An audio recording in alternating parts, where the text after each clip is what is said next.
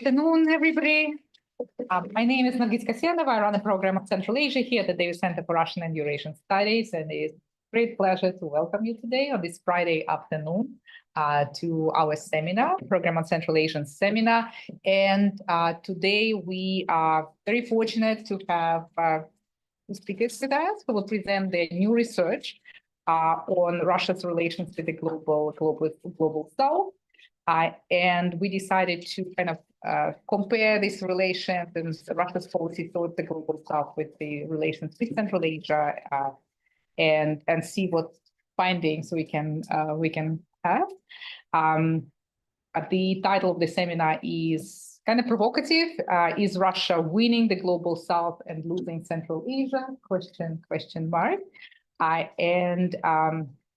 First, we'll start with the presentations by Kazushige Kobayashi and Kiyomi Osborn, and let me introduce them.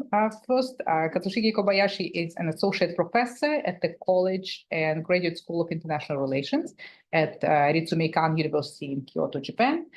He's also a research associate at the Center on Conflict, Development, and Peace Building of the Graduate Institute of International and Development Studies in Geneva, and a research affiliate at the Institute for European, Russian, and Eurasian Studies of George Washington University.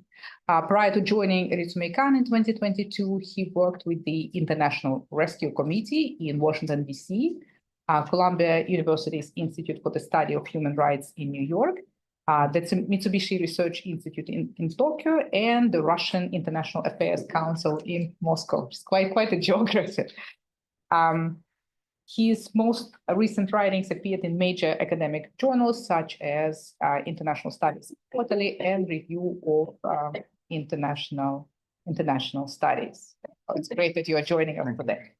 Our second speaker is Kiyomi Osborn, who is a diplomatic research assistant in the political section at the Embassy of Japan in the US in Washington, D.C. Previously, she worked as an intern at the Mayor's Office of Housing and Community Development in the city of Houston, and also served as a member of the Ambassador's Youth Council at the US Consulate General in Osaka. Her research has focused on US foreign policy, US-Japan relations, and America's engagement with Africa, Latin America, the Middle East, and the Korean Peninsula. She's joining this event in her personal capacity as an independent researcher. So the views expressed are her own and do not necessarily reflect the official positions of the entities with which she is affiliated. So without further ado, let me give the floor to Kazu first, please. Thank you. Good afternoon, everyone. Thank you, Nargis, for your very kind introduction. I think you are one of the few people who can pronounce my name correctly. That she also stayed in Japan. And currently I'm based in Kyoto, Japan, but I also used to live in the United States when I was young and beautiful some years ago. So it's always good to be back in the United States, even when things are little but hectic. I was in Washington, D.C. until yesterday. Things are very, well, I don't know how to describe it, but anyway, so that I think is the state of affairs that we have today. Check the news now. Yes. Okay, so today, my colleague Kiyomi and I will be presenting a new paper on Russia's engagement with the Global South, which is quite, I think, very under-researched topic. So that's why we are excited to present our main findings. And so just one thing before we start, because we are presenting different aspects of the same paper, I will focus more on general strategy part. And Kiyomi, her presentation will focus more on Kenyan case studies and also the implications for US foreign policy. And then Nargis will make a comment with regard to also another implications about Central Asia. I will also talk a little bit about it. So that is how we want to proceed today. So let's get to the main topic. So I think in 2022, after the imposition of Western sanctions against Russia, there was very much a kind of consensus that Russian economy will be much weakened. And also this will reduce material incentives for many states, especially developing countries, to engage with Russia because Russian economy will be constrained. Also, it will be difficult to do business with a sanctioned country. And I think I haven't checked the record, but I think Russia is the most sanctioned country on this planet or something. I think I need to check the Guinness record, but I think that is the case. So there was a expectation, shared expectation that a lot of states will simply turn away from Russia. That was 2022. On the right side, you can see a few articles that I found online that talked about even the possible collapse of the Russian regime itself. So some scholars, experts, observers, they say that Russia may not only have weakened position and critically constrained ability to engage with other states across the world. Russia itself may crumble, or at least it will focus on managing domestic ramification of sanctions. So Russia will have less possibilities and capacity to engage with outside world. So I think that was the initial expectations of 2022. But I think we know what happened afterwards. I will show you a few news articles for the recent development from 2024.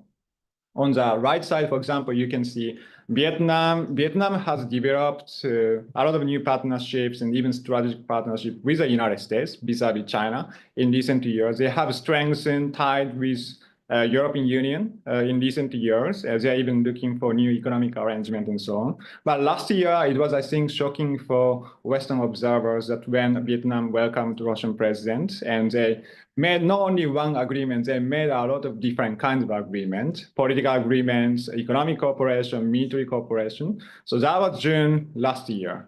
And on the right side, this was also, I think, a big news. Mongolia welcomed the Russian president despite ICC arrest warrant. That was also last year. Mongolia also conducted military exercise with Russia in that year. Another aspect, interesting story I found, Indonesia, traditionally it has been more or less neutral. But I think last year, for the first time, they launched a naval exercise with Russia. So Indonesia does not only maintain existing ties with Russia, they have launched new project, new cooperation agreements, even new military exercise programs. So that I think was quite interesting development. And obviously last year, Russia hosted Kazan BRICS summit, where a lot of countries, not only members from BRICS, or how it's called now, BRICS Plus, but they also invited a lot of different representatives, other peoples from developing countries, especially. So that was a summit. I think this was one of the biggest diplomatic events hosted in Russia in recent years. So again, we can see a deeper engagement with Global South states from the side of Russia. And this is St. Petersburg International Economic Forum. In 2022, there was a strong expectation that probably there will be no participant in the future due to Western sanctions. I think 2022, 2023, there were very much critical constraints on their ability to organize this kind of event. But last year, more than 130 countries and territories, entities participated in the event. So this also shows that Russia is not only deepening bilateral ties with individual states in the Global South, but also they are trying to engage in multilateral groupings and other diplomatic events. So that is what we have witnessed last year. So the main question we want to address in our paper is why and how did this happen? Why did this happen? So that is the main question that we address in our joint paper. And I think there are several conventional explanations that we also found through our literature review. For example, there are experts and officials who say that perhaps developing countries, they are just desperate to engage with any partner. So they look for Russia to gain a material benefit, and they want to, for example, advance energy cooperation. They want to advance trade cooperation because Russia is an important economic partner for them. We found that in fact, Russia has much weaker trade relations with a lot of developing countries. Even, for example, when we think about Vietnam, Russia-Vietnam trade is pretty much nothing compared to American-Vietnam trade or even China-Vietnam trade. So when it comes to economic cooperation, Russia's footprint is much, much smaller. So this explanation that they are after material benefit, isn't that easier and better just to cooperate with the United States and European Union? So that's what we felt and we thought. Second point, there are some experts and officials also say that perhaps developing countries, they out of shared resentment against Western hegemonic predominance in global affairs.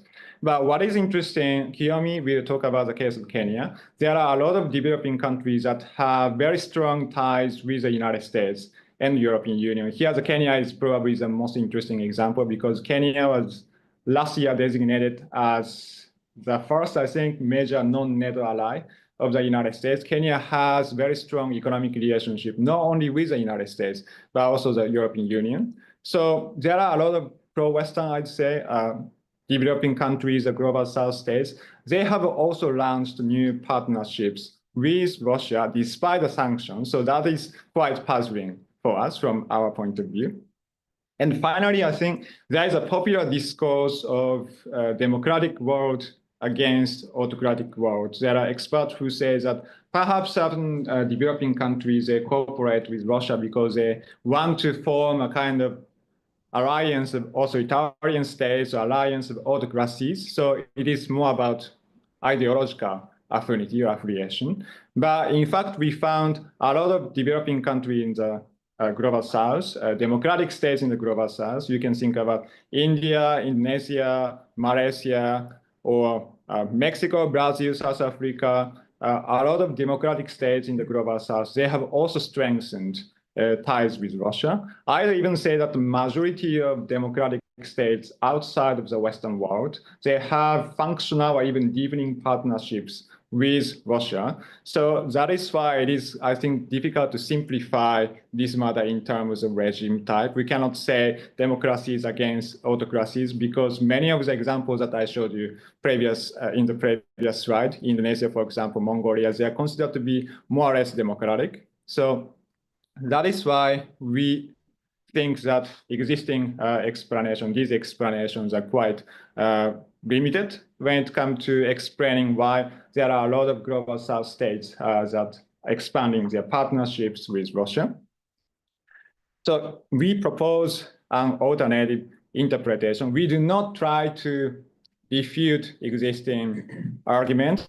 We believe that there are multiple arguments that can be equally valid, but we want to add to that debate new arguments that is what we call Russia as an insurance policy. So I think most of the existing explanations, they are focusing on internal matter of Russia, how Russia is and what Russia can offer.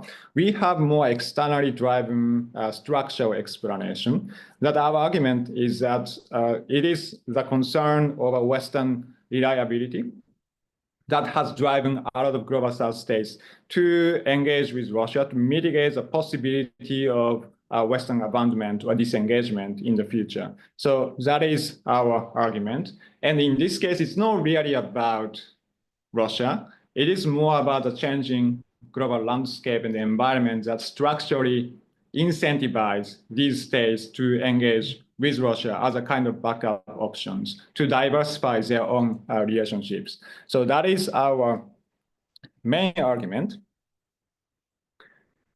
Why do we think this is a case? Because what I found was interesting. So I've been doing different research projects, interviewing officials and experts from many developing countries, global South states.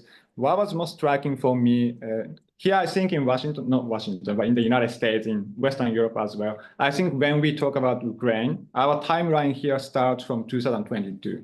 So the development in Ukraine are kind of considered to be like a big bang moment. It suddenly came and changed how we perceive the world. So there is very much discontinuity with the previous time period. I think sometimes people refer to 1991, the collapse of the Soviet Union, or 2014, the Crimean crisis. What is missing? I think I have almost never seen any experts or officials who talk about COVID when we talk about Ukraine. That we found is a main difference, because when we talk to officials and experts from Global South, their starting timeline is 2020.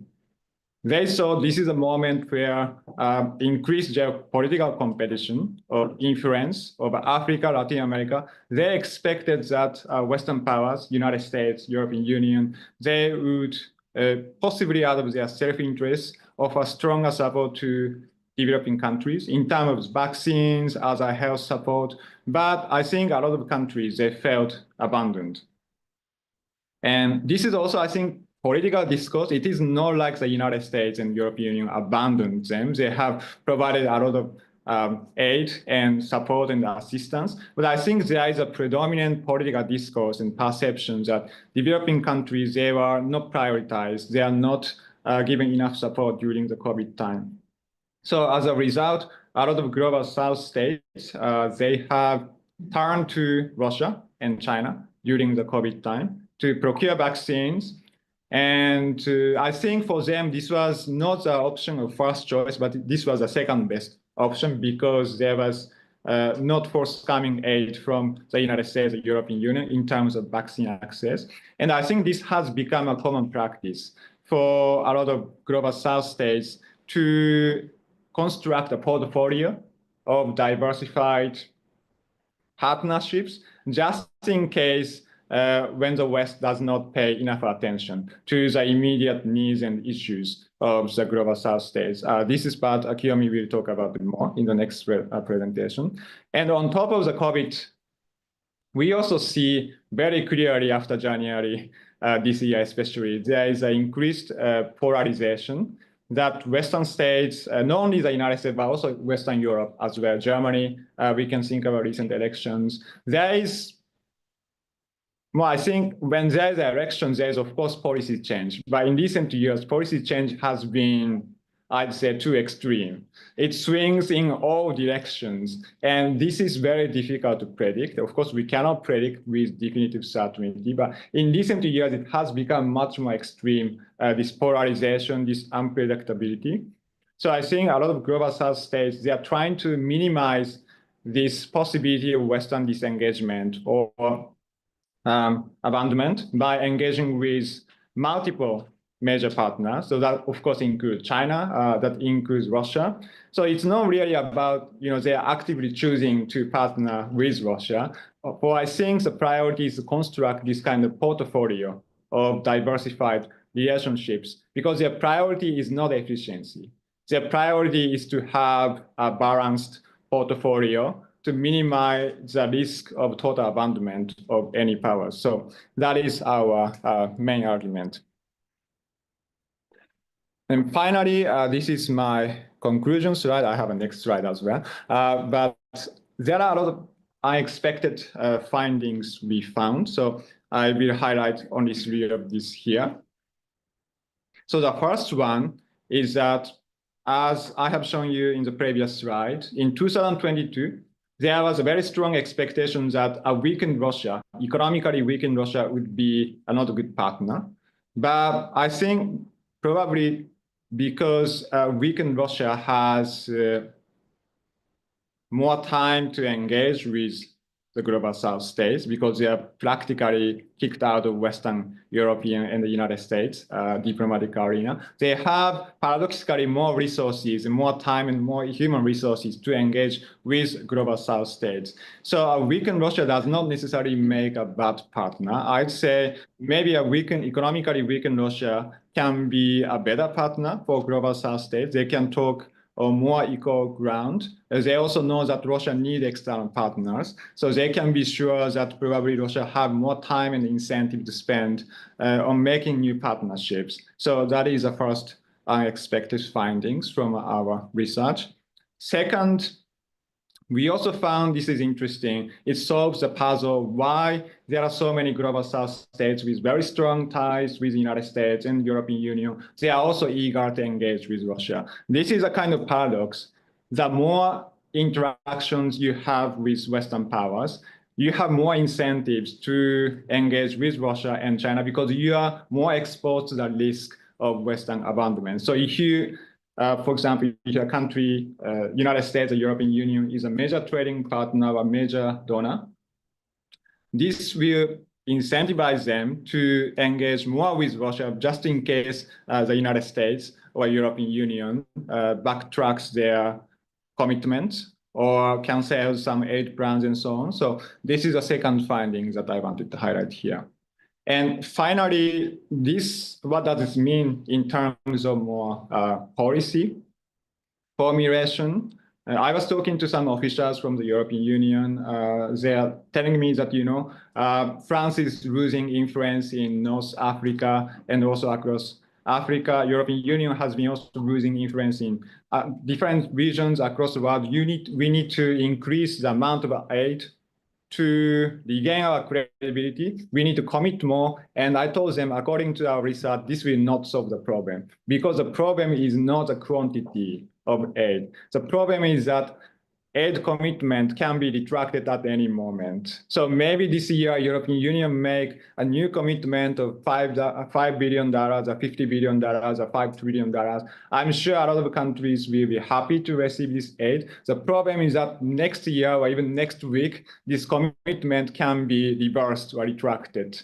So this is why this truism that we should increase our engagement with Global South. This will not solve the problem because this is more like structural problem. Actually, if they interact more economically with the European Union, the United States, as I mentioned the second point, they will have even more incentives to engage with China or Russia because they would be afraid of the possibility of Western abandonment or retraction of aid commitment in the future.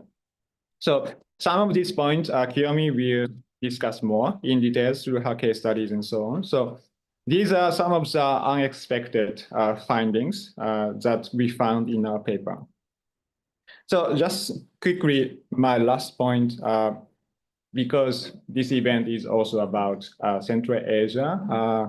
Does anybody recognize where this photo is taken? This photo was taken 4 weeks ago. Anybody? Any idea? Does it look like Tokyo or somewhere? I think you can. So these human beings with black clothes is obviously me. Maybe you can identify me here in the photo. I was in Bishkek 4 weeks ago. Obviously, Central Asia is very different because they have direct access to Russian labor market, for example. They have historical legacies. They have different economic and political ties with Russia and former Soviet Union space. But some of the things that I mentioned right now have applicability to Central Asia as well. I was talking to some of the officials and experts in Central Asia. They still go to Russia. They still say that, one of my colleagues told me that we all go to Russia to work. And I asked him, why does everybody want to go to Russia from Kyrgyzstan? And he said, we go to Russia because we cannot go to America. That was their answer, because they think that maybe we get visa, we have whole life planned, we move to the United States or even European Union. Next month, something happens, we will be brought them back to the Kyrgyzstan or in other parts of the world. So again, I think this has certain similarity to the unpredictability of Western commitment in recent years, not because the West is a bad actor, but because this is a structural issue that they can be ignored at that time.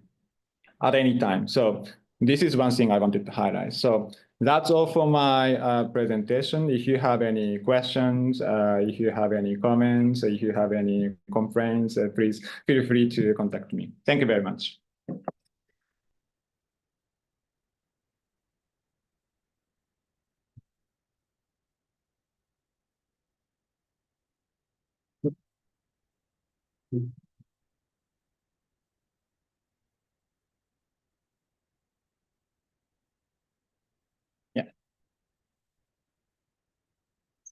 So now I'll discuss the policy of the United States towards the Global South.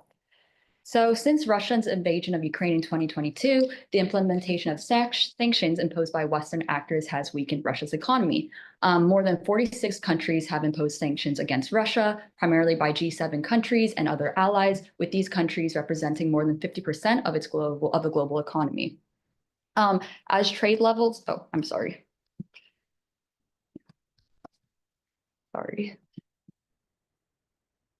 As trade levels between Russia and the global south is relatively low, naturally, some would think that the global south would follow along with the West in imposing these sanctions. However, despite Russia's low economic footprint in the global south, countries in the global south still chose to not follow along in imposing these sanctions. So this raises the question as to why the global south chooses to work and seek engagement with Russia despite these sanctions put in place. So as my co-author Kazushige already mentioned, countries in the global south look to develop multi-aligned partnerships to maximize their strategic and economic gains. Moscow aims to assist the global south without seeking exclusive loyalty, addressing gaps neglected by the West and meeting developing nations' needs. These materially weak actors leverage their pragmatic deals with Moscow in order to risk the risk of being abandoned by the West. So in the past years, Western actors have continuously looked over the global south, and this has been due to a combination of factors such as the global pandemics like COVID and global conflicts in Israel and Ukraine. As seen with Europe, the European Union redirected 90% of the European Peace Facility funds, which was originally established to address security challenges in Africa, and instead went towards covering military assistance costs to Ukraine. Furthermore, as my colleague Kazushige mentioned, countries in the global south struggle to receive COVID vaccines from Western actors in a timely manner, leading them to develop alternative deals with Russia and China. So one region in the global south that has been especially overlooked by the United States is Africa. So under the last two administrations, there has been a lack of priority given towards Africa, with President Trump in his first term not visiting the continent once, and President Biden visiting the continent in his last few months of his presidency, despite pledging to visit in 2023. So when speaking to DC-based think tank experts and other US former administration officials, they note that Washington's policy towards Africa has been superficial and non-strategic.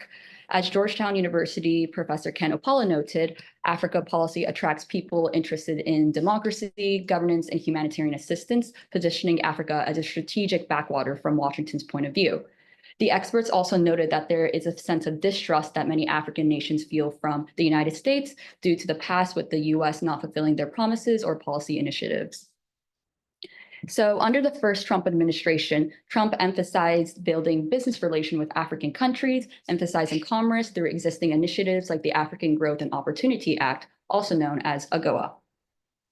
And although AGOA focused on improving economic relations with the US and sub-Saharan Africa, the AGOA-based exports to the US reached its lowest level since its inception due to Trump's broader protectionist policies and a lack of priority he gave towards Africa. Furthermore, in 2017, Trump withdrew from the Green Climate Fund, a mechanism created to help developing countries adapt and mitigate climate change. This impacted African nations and other developing nations as they depend on funds for projects cutting greenhouse gas emissions and boosting climate resilience. So the reduction in these kind of critical projects exacerbated the effects of climate change. While the Biden administration focused on more diplomatic outreach with Africa, such as the US-Africa Leaders Summit, experts noted that this was seen as disjointed and superficial by many African nations. There are no tangible results seen with this summit, with no significant increases in foreign direct investment. And furthermore, there's also a drop-off in high-level senior involvement from the Biden administration after the summit, despite the high-level talk and rhetoric of making Africa a priority. So now let's look at the case study of Kenya, one of the United States' strongest allies who has in the recent years been developing a stronger partnership with Russia. So as Kazushige mentioned, Kenya is the first sub-Saharan African nation to be designated as the United States' major non-NATO US ally. And in the 2022 UN Security Council session, Kenya was one of the few global South states to condemn Russia's invasion in Ukraine, which was praised by many Western observers. However, despite being one of the United States' strongest allies, Kenya's relations with Russia strengthened due to their need to find affordable fertilizers and their agricultural crisis. So let me just go back to 2022 when Kenya started to witness their agricultural sector being affected. So with the Russia-Ukraine conflict and the global fertilizer prices impacted, Kenya was faced with an economic crisis as their agricultural sector made up of 1/3 of its GDP. So while Kenya was struggling to receive these affordable fertilizers, the EU, one of Kenya's main source of fertilizer imports, blocked an initiative to support building new fertilizer production plants in sub-Saharan Africa. Then, furthermore, a couple months later, in November, USAID's Global Fertilizer Challenge raised $135 million to invest in fertilizer use efficiency. But instead, this provided little help to Kenya as they had limited access to fertilizer and soil health. Former USAID head Samantha Power said the fertilizer price and the supply crisis coming out of the Russia-Ukraine war was an opportunity for farmers to move towards using more natural solutions like manure and compost. However, crops require twice the amount of manure compared to synthetic fertilizers for the same nutrient yield. So these kind of superficial ideas and policies overlook the material needs of African nations, leaving Kenya with still no access to affordable fertilizers. Then in May 2023, Sergei Lavrov, the foreign minister of Russia, arrived in Kenya with 34,000 tons of Russian fertilizers, exploring Kenya's frustration regarding high fertilizer prices and the lack of assistance they received from Western actors. Simultaneously, Foreign Minister Lavrov and Kenyan President Ruto also pledged to deepen trade relations. Just a couple months later, in January 2024, Kenya also expanded agricultural cooperation agreements with Belarus to procure their much-needed synthetic fertilizers. So the case of Kenya reflects that despite a country having strong ties with the West, it does not automatically mean that they reap the benefits of it. Although Kenya was designated as a major non-NATO US ally, Kenya still lacked the resources needed to help their agricultural sector, leaving them to develop multi-aligned partnerships with Russia. So Russia uses this leverage to increase its influence by addressing these gaps and needs of the global South, even those aligned with the West.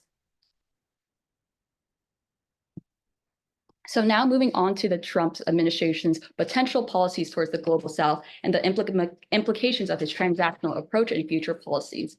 So as I just mentioned, Trump is known for his transactional approach and strategy, and this could potentially serve as an advantage to countries in the global South.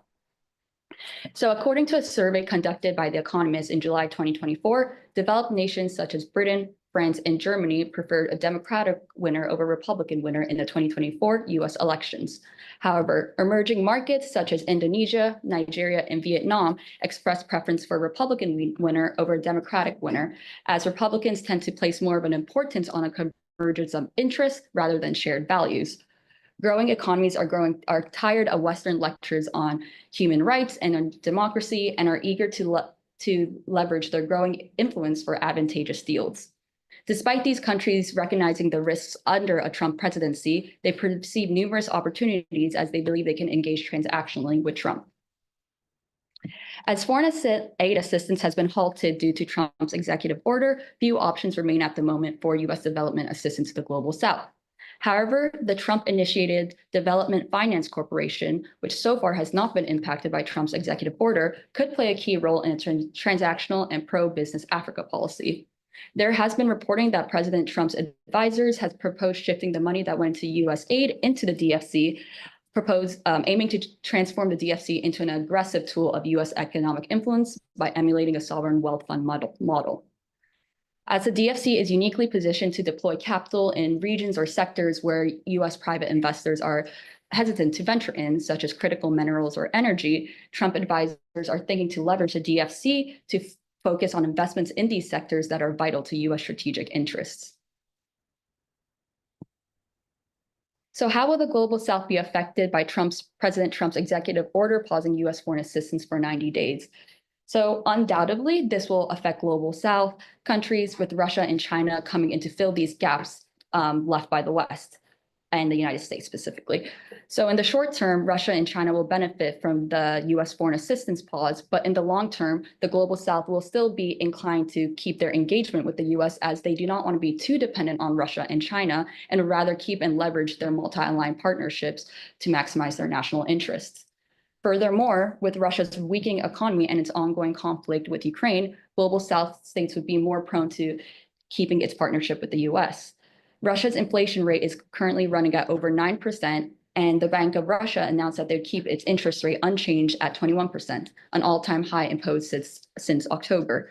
Furthermore, the IMF fund forecast predict growth below 1.5% for 2025, which could potentially deter the global South from continuing to depend on and work with Russia.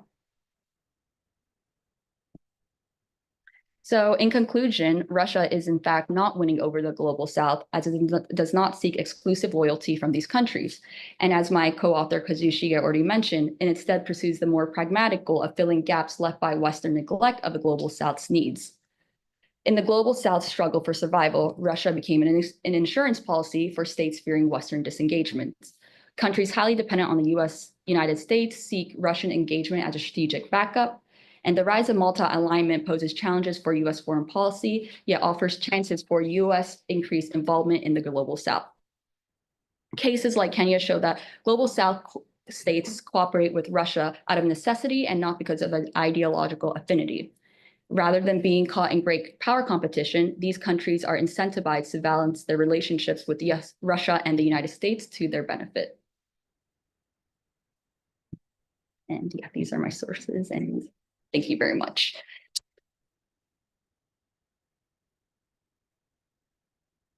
Thank you. Thank you very much.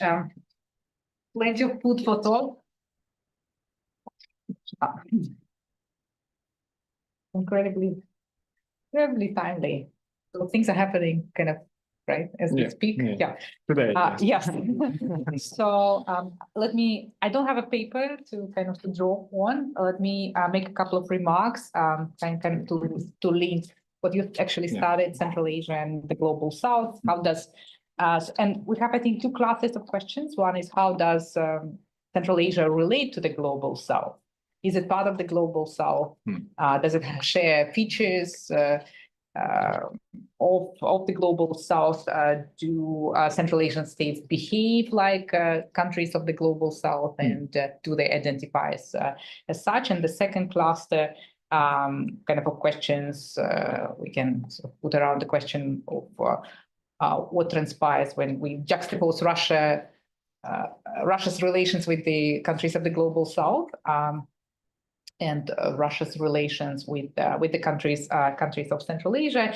And if we kind of focus on kind of East Central Asia part of the global South, definitely there are some features that we share. These are developing countries and these are emerging economies, and the kind of if you go there, you kind of recognize some of the features, right? And they do require, not all of them, but they require aid, and from kind of more fortunate, more developed countries.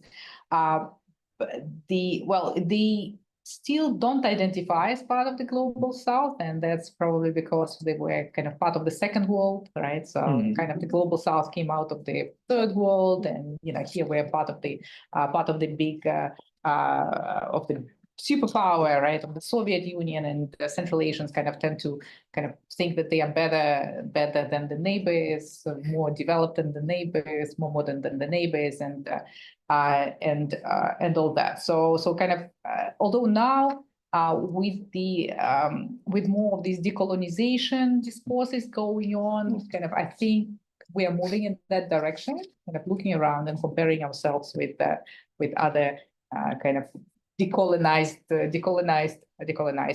areas, but we're just at the beginning of the kind of this road, and global South is a lot of it is at least rhetorically about solidarity, right? I don't think Central Asians at this point feel much solidarity with other parts of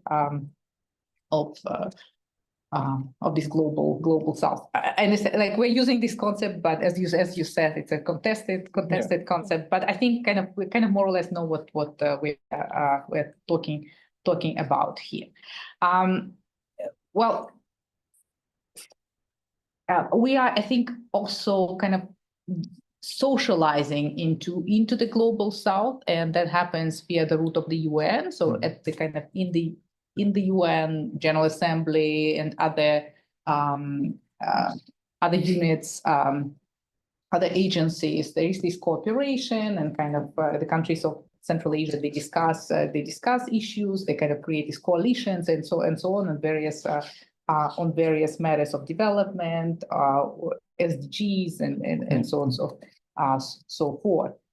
So kind of the horizontal networks are being built, and another route I think is via China, because China is very big on South-South cooperation. It sees itself as a kind of a leader of South-South cooperation, and creates these various fora where it brings together these countries of the South. So Central Asia, because they are plugged into this China-led system, they are also building these connections at these horizontal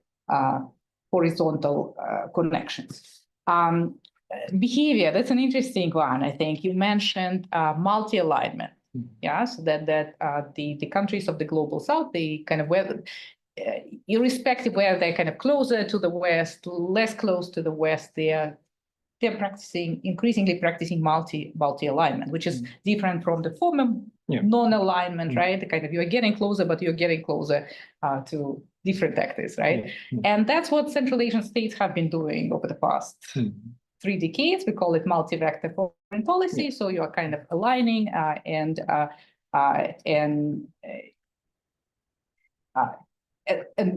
kind of balancing and hedging, right? So I think another kind of name for this kind of behavior is hedging. So everybody is hedging. But now I would say not only developing countries, smaller countries are hedging, everybody's hedging. I think European Union needs to hedge now, right? Basically, with the kind of big with this big disruption on the way, right? So that will be interesting to watch what's going to happen with how EU-China relations will develop, but EU/Europe, because UK will play a big role in other non-EU states.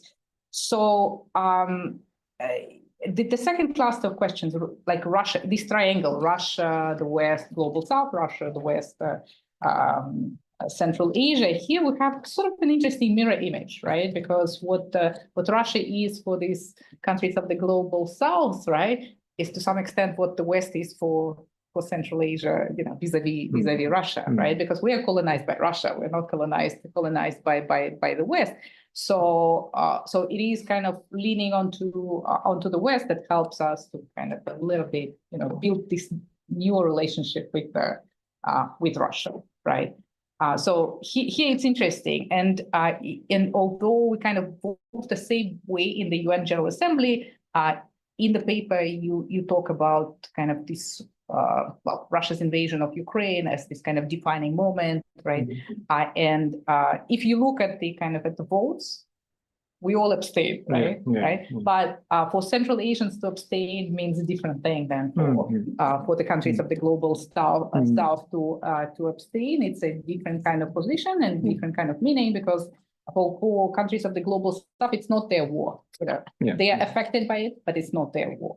For Central Asian states, it's their war, right? Because we are part of the same, part of the same post-Soviet security order, political order. So Russia violating the sovereignty and territorial integrity of one of the post-Soviet states, that's you really draw your conclusions, and you kind of adjust your behavior. So there are similarities and there are differences, but I think it's quite interesting, and I think I think we need to do more of that because I think the more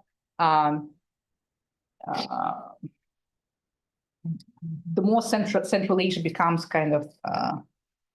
like the subject in the international relations, asserts itself as one of the regions in the international system, the more it will have to position itself to build this horizontal kind of coalitions, partnerships, solidarity networks, and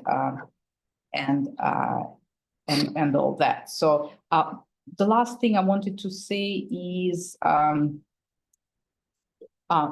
and in that regard, with the kind of this mirror image, I think it's kind of interesting to note the difference. Central Asian states, because they were kind of because they were post-Soviet states, they were immediately integrated, not firmly, but integrated inside the Euro-Atlantic organizations, right? They were we are members of the OSCE, we are members of the NATO Partnership for Peace. So you kind of start there because you're post-Soviet, right?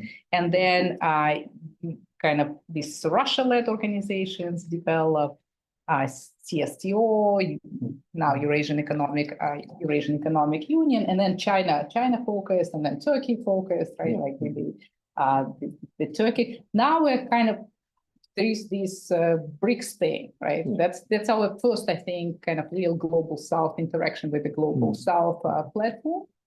And I think it's interesting to kind of to follow the decisions, right?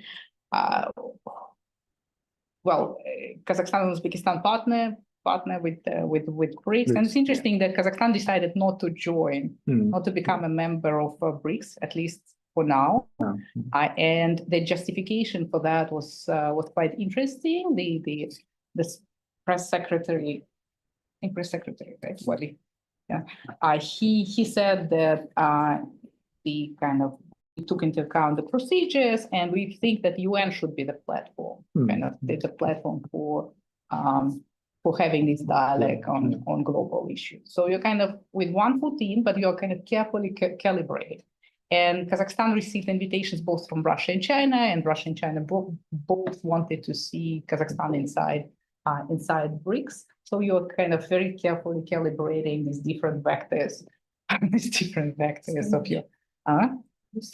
Why? No, I think you can kind of, okay, we can discuss that. We can discuss that. So okay, I'll finish my comments here, but can I ask one question and then then we'll open the floor. So the driver, well, one, to a large extent, development aid is driven by geopolitical competition, right? So Russia was interested in the global South. I think kind of like a big drive was counterbalancing US, right? US and West. Now with the US kind of reformatting and changing, so drastically its approach to aid, and you said that there will be more transactional and like more funding will be going to DFC, so American private companies can invest in different, mostly infrastructure projects, right? In developing countries. It's a very different approach, right? Like what's going to happen to humanitarian aid, right? We don't know, but it seems it will be cut. That's what has been decided. Do you think that will affect what Russia would want to do in the global South or not? Like Russian foreign policy was so US focused, and what US has been. What do you think is going to happen? And another interesting, I think, kind of development is that UK decided to cut also DFID, right? DFID assistance, so that they can have more money for the military budget. So is it kind of an aberration, or that's also a trend that the big ones will be so busy, right? Kind of taking care of themselves that they will be paying less attention, or actually these new developments need to push them. I think I find it hard to wrap my head around these different factors. Push and pull factors. What's your thinking on it? Do you want to go first, or can I go first? Well, I think this is certainly an interesting development, because I think even like also historically speaking, the main theater of Russian diplomacy has always been Europe, and of course during the Cold War and after the Cold War, the United States. So of course Russia did not get along much with the West, the collective West, but that was the main theater. So a lot of diplomatic resources were spent there until 2022. I think everybody knew. I do not represent the global South countries, as Kiyomi said, this is a contested concept, but I think until 2022, a lot of scholars or officials in global South, they were also treated like not even second or third priority in Russian foreign policy. I think we can look at Russian foreign policy concept, how Rita was mentioning about other countries. I think mostly they talked about China or the United States, Europe. So that was a dramatic change in 2022 because Russia was isolated from the Western world. So Russia switched to other countries. Now, again, you said, now America is a kind of not ally, but I don't know how to call Something. it. Yeah, something.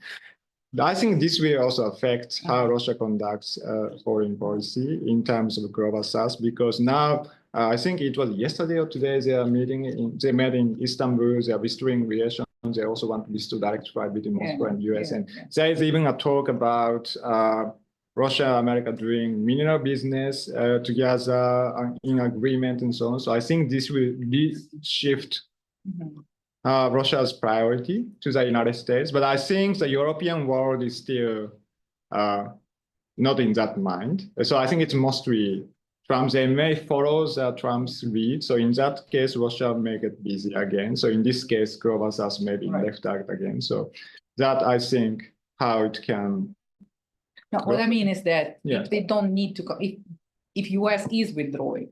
If it is becoming more transactional, if it is cutting assistance, like should we really offer our resources? You know, kind of there is no competition anymore, right? Like would you do that? Or I mean, I don't know. What do you think? Moscow will kind of say, okay, they don't do it, we don't need to. Well, I think that would be the case possibly because now they have like a much more attractive investment partner. But also that's a difficult thing because I think President Trump may not be entirely predictable. Right. To put it very respectfully, I'd say, because we are very respectful human beings here. So another interesting thing, I was talking to some of the Russian experts. I think Russia is also concerned that this sounds too good to be true. The things that is happening, America does not only appear to support Russia's goals, they are like talking like Russia, mostly. So it's not only about behavior, it's also about discourses, right? So I think that this is a very interesting, of course, I do not represent Russia in any way, but I'm sure this is very interesting development for us that maybe I think they are just cautious or even concerned. The sustainability of this approach, right? So that's why I think in the short term, Russia may definitely put more resources to re-engage with the United States. But I think Russia will also keep the global South engagement as it is now because America is, as I said, not entirely predictable. Okay, so you think that, okay. Thank you very much. Kiyomi, do you want to add? I think. Okay, let's open the floor. We have a lot of expertise in this room. And Andrew and then Mikhail. Hi, I'm Andrew. I'm an independent researcher and journalist in Central Asia. I would, I guess, counter your point of sort of Russian engagement with the global South is I think it's a little bit too generalized. It's historically been very, very focused on security and with military cooperations, even in Central Asia, which is, they still call its backyard. They still don't really have a lot of development assistance or a lot of, aid partnerships. It's still the large majority of economic partnerships between Central Asian countries and Russia is through military. Sure, there are a lot of Central Asians partake in transnational labor migration and go to Russia for work. 2/3 of the Tajik economy is made up of Russian remittances. Yes. Yes, but the Chinese development significantly outplays Russian, and that's not just present in Central Asia. That's present all throughout the global South. I mean, if you see Russia's engagement in sub-Saharan Africa, you see with Wagner in West Africa. that's like the biggest, you see them in Syria, but name a single development project they've taken part of with a global south country. Like I'd love to hear it, but there's a like they have, their economy is an eighth of the size of China's. They have such little capacity to provide the finances and the aid that the Chinese economy can. So I think that's my main counter argument. Actually, I made a similar note. When you said it's a backup option, that Russian assistance is a backup option, I put like add-on. I think it's more an add-on, ad hoc add-on, more than a backup, because actually it is China that can substitute, right? Basically, and it is doing that. But let's. Do you want to? I think definitely Russia cannot replace China or the European Union, the United States, of course. So what we mean by backup option is more like a part of portfolio, as I put it. So as you said, China is definitely the bigger one. What is also interesting, how does China play into this? But I think we already had a lot of actors, so we didn't talk about China today. But the changing dynamics with China, I think it also influenced, right? And I've been wondering, if you have a closer relationship with China, does it also guarantee a closer relationship with Russia? We are trying to, this can be another research project, but this can be a good aspect. And so definitely a backup option, it's not like a replacement or can be like an alternative source, because Russia, as I also said, economically not that strong. The footprint is not as strong, but definitely they offer security partnerships. And sometimes I think by engaging with Russia, they can get more attention from the West. So in that case, it's more like a leverage discourse. I was talking to some African policymakers and they told me that, the only time we got attention to Africa in 2021 during COVID pandemic was when we got Russian vaccine. Tens of thousands of people dead in Africa. Nobody paid attention to Western media. As soon as we got Russian vaccine, which was probably not entirely the best quality, but this was a big news in the West.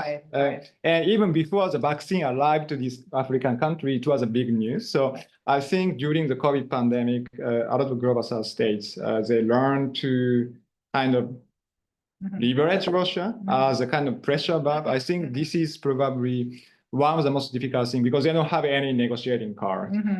They just need to sit and wait what happens usually. Not always the case, but they do not have a strong leverage. And during the COVID time, I think they discovered that if you engage with China, if you engage with Russia, they make headlines. And it can be used as kind of like leverage. And as Kiyomi also mentioned, I think there's a kind of continuation of this practice. So it was, I think, initially about COVID, but even after COVID, this kind of mindset continues, that they have learned the policy lesson that if you engage with Russia, even with like a very small economic project without much significant impact, this will still make headline, because Western policymakers, maybe except the people in Washington, D.C. right now, they would be worried. Brussels would be worried. So, Okay, Mikhail? Yeah, I just got a brief one for you as perhaps Japanese policymakers. So you've criticized, say, the non-strategic approach of the United States towards dealing with the global South and possibly also Central Asia. So my question is, what, from your perspective, would a strategic approach to dealing with global South looks like? Kind of conceptually, it seems to me that an approach is strategic if it kind of helps to solve the commitment problem. If you know what I'm talking about.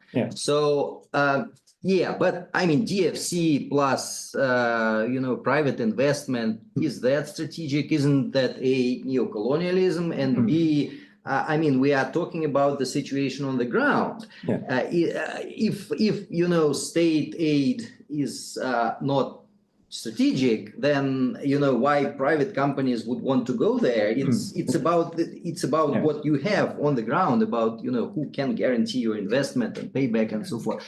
So what do you do then? And then provocatively, I would suggest that the only way to treat it strategically would be just to support the ruling kind of regimes, whatever they are. So you support, in Mali, the guy who is in charge today, and then you switch your support to whoever is in charge tomorrow. That's the only way I see you can solve the commitment problem, but I might be mistaken. And so what would you be advising the Japanese government if you were asked to develop a strategic approach to Global South and to Central Asia? That's a big question. Yeah, I mean, just what is it from your perspective? And you can cut all the rest. Well, I would think, so Russia does not, as we know, their humanitarian assistance to the Global South is very low, and China pretty much overtakes all of that, the humanitarians and the development, and Russia is very minimal compared to that. So the DFC it's a private sector mechanism that's positioned to invest in sectors like infrastructure, technology, and energy.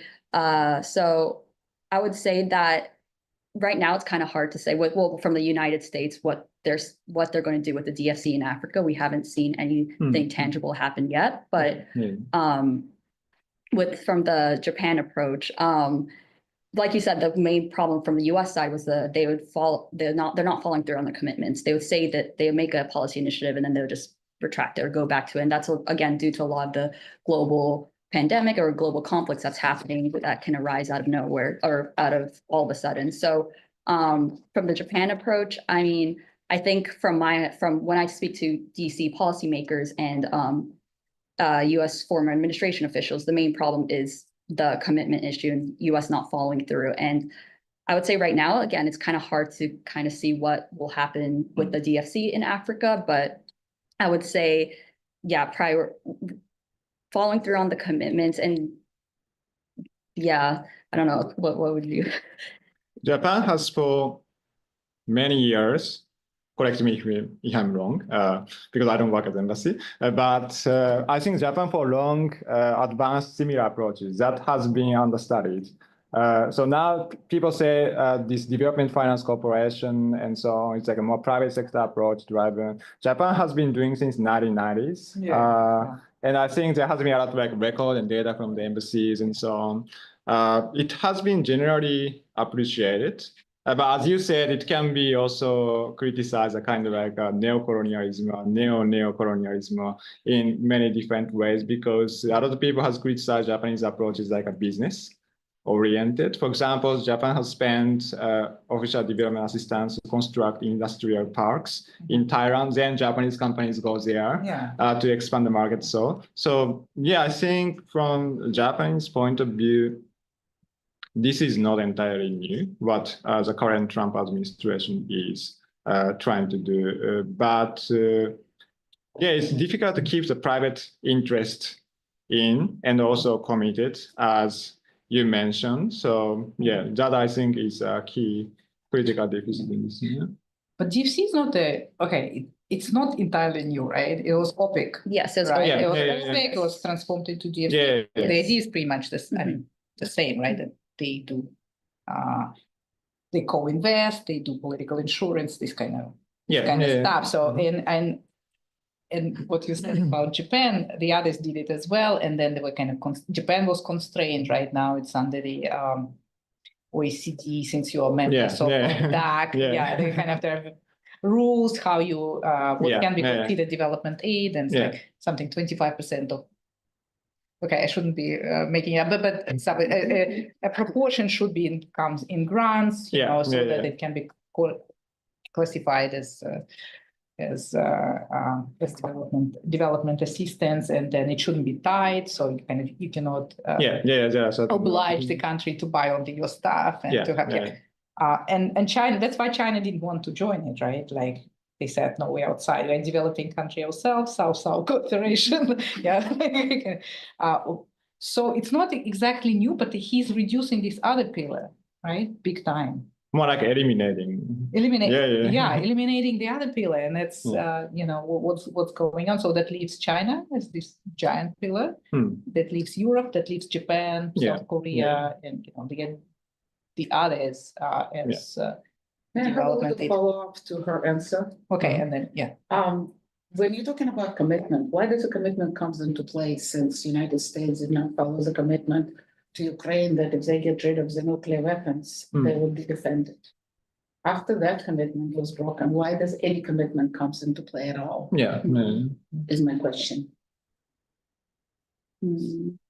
Well, Like, yeah, go ahead. I think with, well, with, I'm not a Russia expert, Yeah, so I of don't course. know too much about in regards to, but it's been from the United States, it's been like been many decades since the US has overlooked the Africa specifically, and it's been a long time problem. Africa has always just been overlooked by the global South, and again, like seen as a strategic backwater. And again, I'm not a Russia-Ukraine expert, so I don't know how the US not following through its commitment in regard to Ukraine, but Africa has primarily been the main region that has been overlooked by the global South or by the United States. So I think that's why the experts and the people I meet with in DC, they really emphasize this issue because this has been an ongoing problem for years. But I think this is more like a structural commitment issue. In any ways, I think it's difficult to follow through any kind of commitments. But before, maybe like 1990s, 2000, there was no alternative to the Western aid or Western assistance. So that's why I think the hedging was much less. But nowadays we have China, now we have Russia. So I'd say this is more like a structural commitment issue. And also I think when certain actors are too powerful, it is easier for them to ignore commitments or retract commitments. So it also has to do with like a power balance. Right. Yeah. And do you want to? Yeah. No, on commitment, it's not really, but I'll say a couple of words on it. I'm from Kazakhstan. We are in Budapest, like we signed the Budapest memorandum. We kind of got rid of the nuclear weapons. But what kind of I could read from the negotiations that we had with the US, American policymakers were very clear that these are not security guarantees. They said security assurances. It's just in Russian, like the kind of our part of the story was different. So, and it was very clear kind of in the negotiations, because our side, like Kazakh policymakers were also pushing for security guarantees, and they couldn't get security guarantees. In case of Kazakhstan, after the Budapest memorandum, we also signed Chatham Democratic Partnership, and inside there was a language that was a little bit better than Budapest memorandum, that they can kind of the US took an obligation to do something, but it's not Article 5 or anything. These are not. But now the even Article 5 is under question, right? But it's a separate discussion. Do you have questions? Yes. So I have a question. It might not be something that you actually covered in your article. So I've been reading the foreign policy speeches of Putin and Lavrov since 2022. And they're obsessed with the West, as you might imagine. But one of the ways in which they castigate the West is for their continued exploitation of the global South. And then they get into the whole rhetoric that only Russia can repeat the global South. Sometimes the global majority, though, which is even better than the global South. That's the term. So my question is, does that narrative resonate with anybody? And if so, to what extent? It's a little harder to bring the United States into it in some ways, although I noticed because they didn't have as extensive formal colonialization as Europe did. But I also, Putin has actually brought back the Lenin's theory of imperialism to a certain extent in some of his speeches. I was really surprised to read that. And then you get into the United States, because that's the way you can bring them in. But if you go to Kenya, I mean, how do they feel about that rhetoric? Does they buy it? Do they buy it, or do they think, but what is your impression? Well, I think in my research, Russia does not. So two things. One is that I think what Russia does, they can always find some people, can be like a fringe YouTubers or Instagrammers or TikTokers. So I think they can always find people who have similar views, and they try to amplify these views by providing platforms. Can be some of the Russian media and so on. So I think that's one aspect. So even when something goes pretty viral, it doesn't mean that it represents a whole society opinions, right? So it can be very acute, particular individual who get interactions.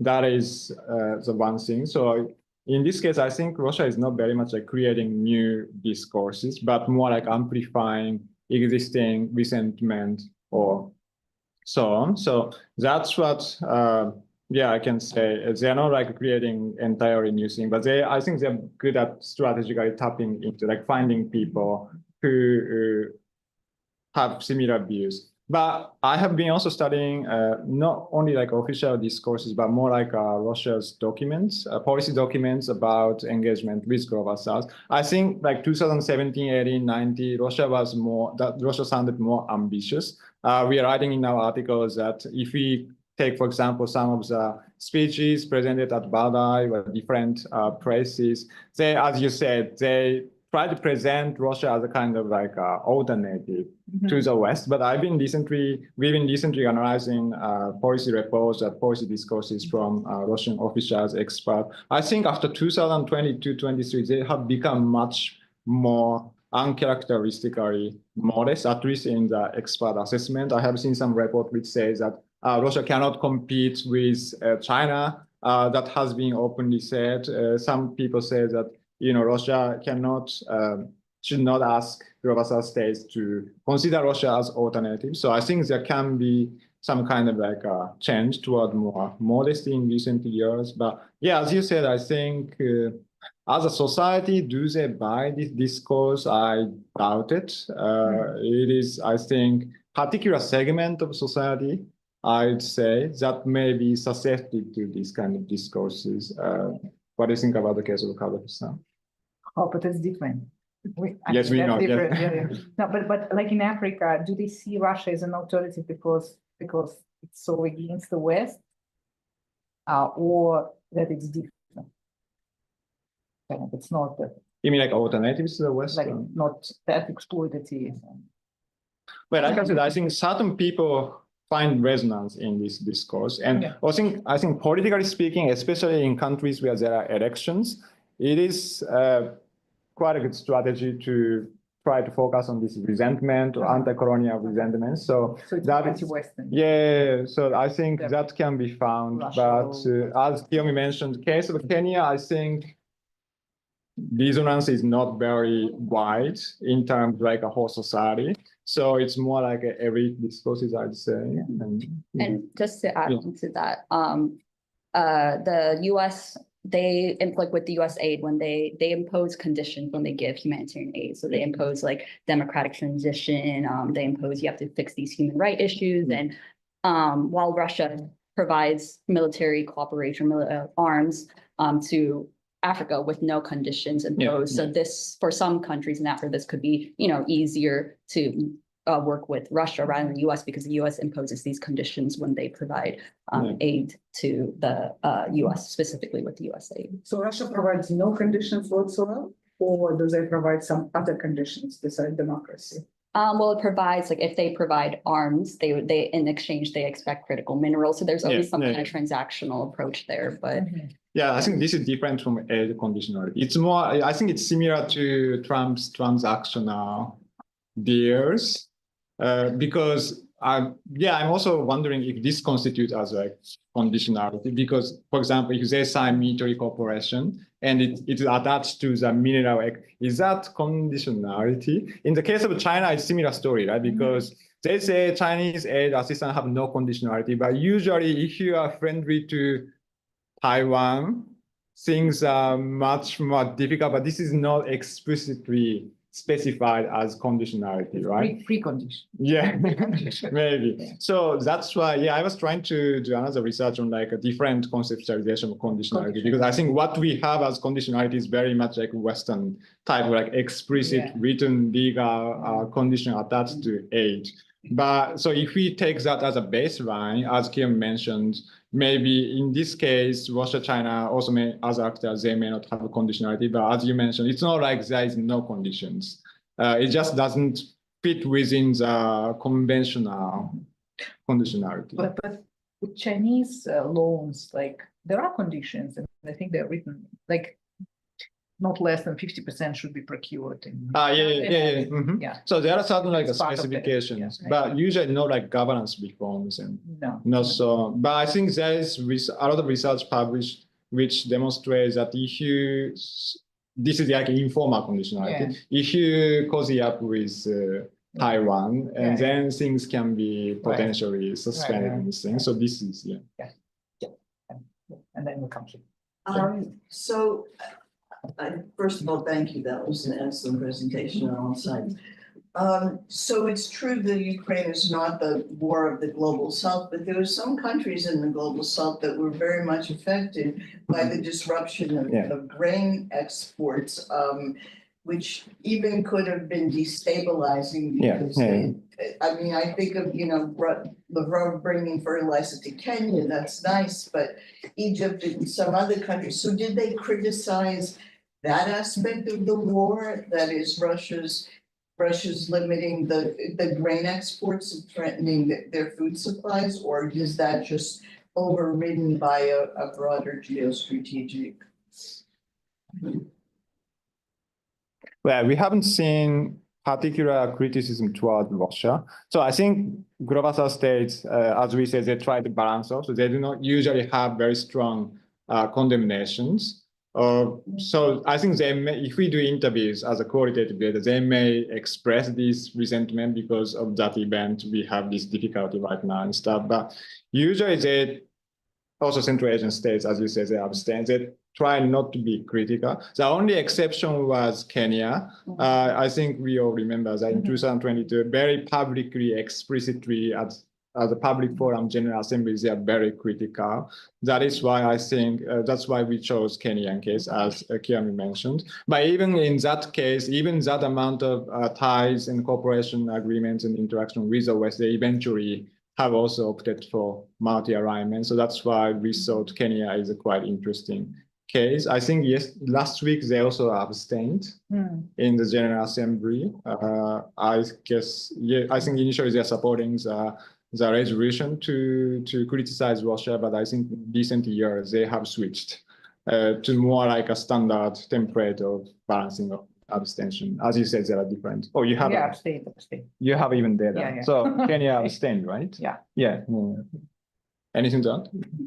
On the EU, Ukraine EU resolution. The Ukraine version. Yes. Yes. I just wanted to ask whether you look at Latin America and South America as part of your study. Definitely. Do you find similar patterns? Do you want to go first? Well, or you can go. Latin America. So Latin America, in terms of, I think generally speaking, Latin America have traditionally pretty good or functional relationship with Russia, which is as a subcategory, this is a very interesting case that we are discussing because Latin America generally more democratic, right? Compared to like Africa, for example, even compared to Asia, that is considered to be a kind of democratic continent. Of course, they're not perfect democracies, but they have stronger ties with Russia, generally speaking, and also they advance liberal policies, right? So when it comes to LGBTQ rights, a lot of Latin American states are considerably more liberal, even I think in the European standard. But somehow they do not find this problematic to engage with Russia. Brazil, for example, is an interesting case. Their ideological position is much more liberal compared to other global south states, but they also engage with Russia. So yeah, that's what we found is interesting. And But also, as Kiyomi mentioned, Global South is very contested concept. As it was written here, we think it's more like aspirational term rather than academic concept, right? So there's very strong political embedded meanings or symbols or signifiers in that sense. So because they try to present as a unified front. But what we found is, and there are of course some experts who say that there's no such thing as Global South. In this case, we have to be submitting our paper or something. But yeah, we think there's certain, of course, we should not generalize, but there are certain commonalities. For example, when she showed about sanctions, that we find is very fascinating, like more than 130 countries not joining sanctions, despite they having stronger ties with the United States and the European Union. So that I think there are certain kind of coherence. But as you said, there are also different reasons not to join in sanctions, right? So Central Asia may be difficult and different explanation. Yeah. Okay. Yeah, I just wanted to, I guess, hop on like your talk about like conditionality, and I think it's really quite interesting when you mentioned Taiwan. I think it's I think kind of like when you tie it into China's, I guess people call it like 5 poisons of, like Hong Kong, Taiwan, Hong Kong, Tibet, Xinjiang, it's like the 5 unspeakables you can't really. And, I think what I find really odd though, is I think in the West, this is really odd misconception about China and Taiwan, where I think, everyone just views it as these 2 completely independent countries that, that operate, not without each other. The US doesn't recognize Taiwan as a country. Officially. Yeah. So I think that's one thing people don't really recognize. And both countries claim they're the one true China, kind of like how North and South Korea claim they're like the one true Korea, right? Or at least kind of, but like North Korea, Taiwan. But still, it's People's Republic of China, Republic of China. Right? There's a reason why they call it this. And so, usually like there's not a single country that recognizes both in their, I guess, legitimate nation. So it's basically Chinese aid has sort of leveraged countries to recognize Chinese, I guess, or not recognize Taiwanese existence. So as you I think you see with like Eswatini is like the one example in sub-Saharan Africa. But usually it's already at the beginning when China sets up diplomatic relations. No, but that has switched a lot in the past 10, 15 years. It has, especially with Latin American countries. We saw with like Honduras recently, and and then some Pacific Island countries. I think Solomon Islands switched really recently. And They used to. But yeah, I'm pretty sure that Eswatini is the only sub-Saharan African country that still recognizes Taiwan as a country. Yeah, and they're the only country that does not have any official trade relations with China in sub-Saharan Africa.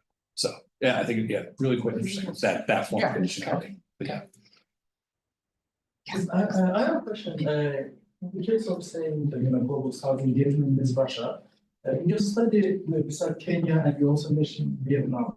And it's so big global South.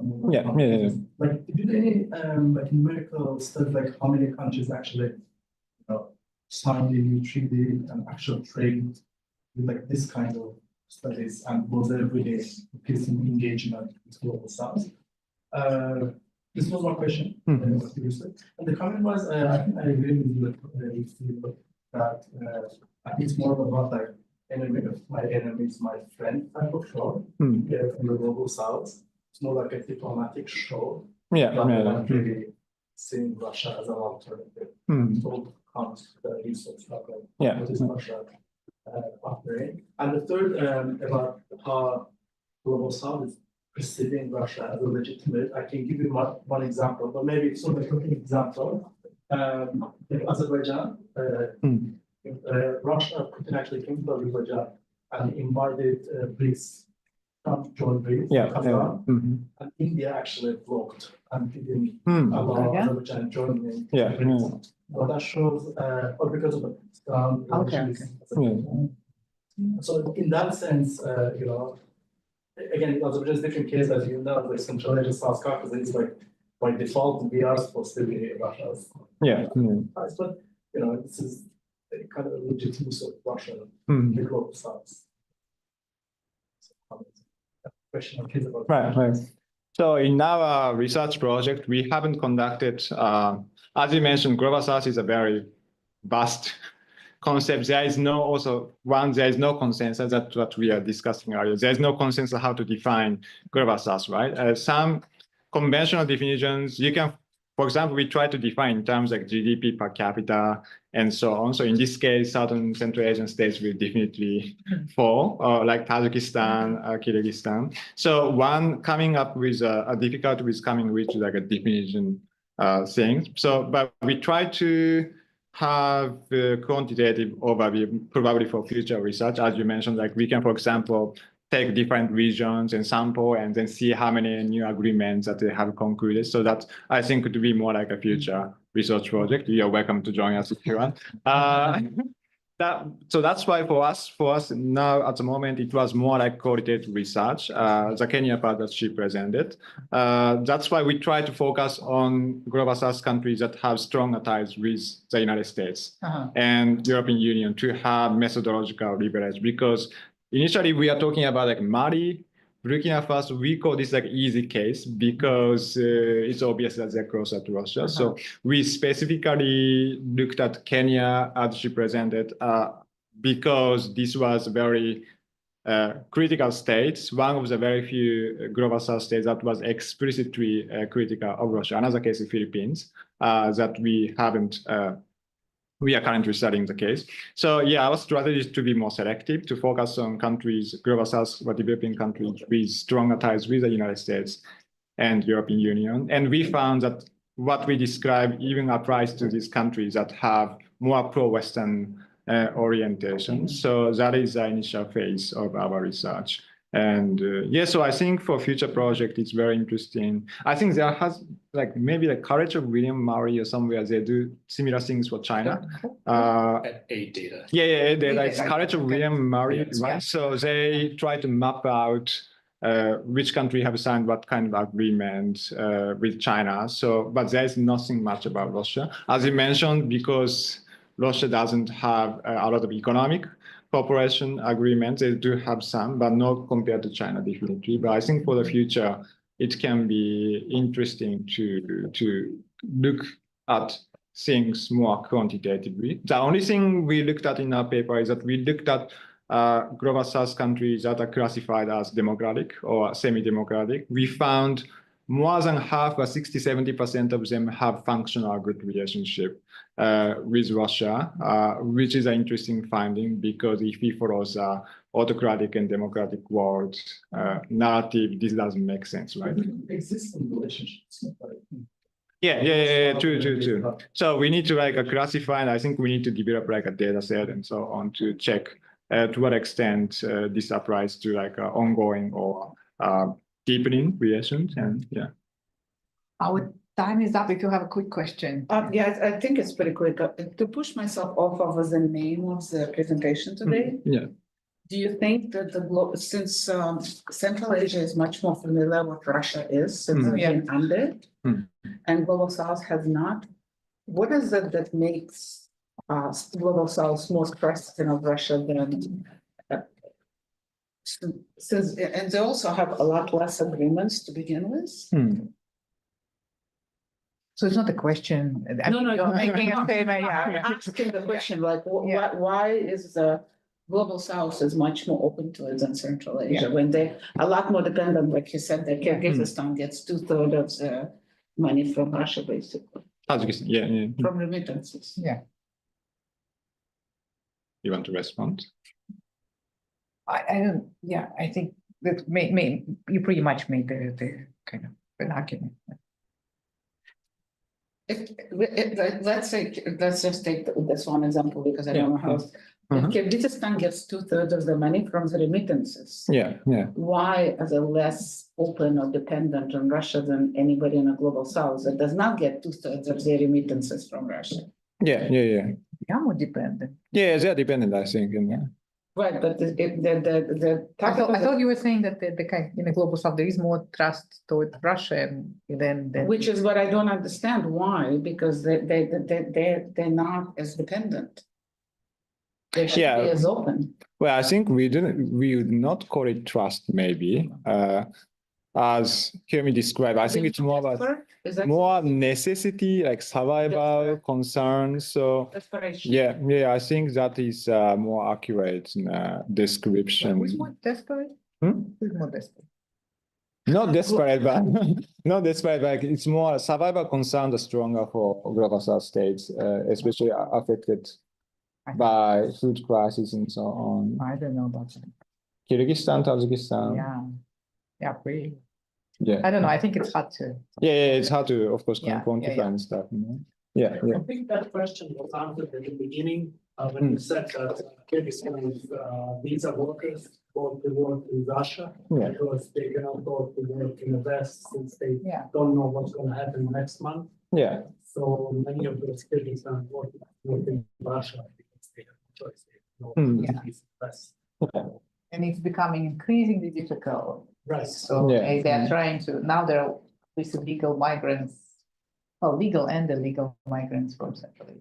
It's not matter of trust, they just have no choice, I guess. Yeah. And then they There are all will be these more open traditional than the global south, right? If they don't have any choices and they have to go to Russia and they're so dependent on Russia, then Russia would have more control over them than global south, right? You don't have. So it's to go to contradictory. Russia comes, right? That's different. Okay, thank you so much. Let's give a round of applause.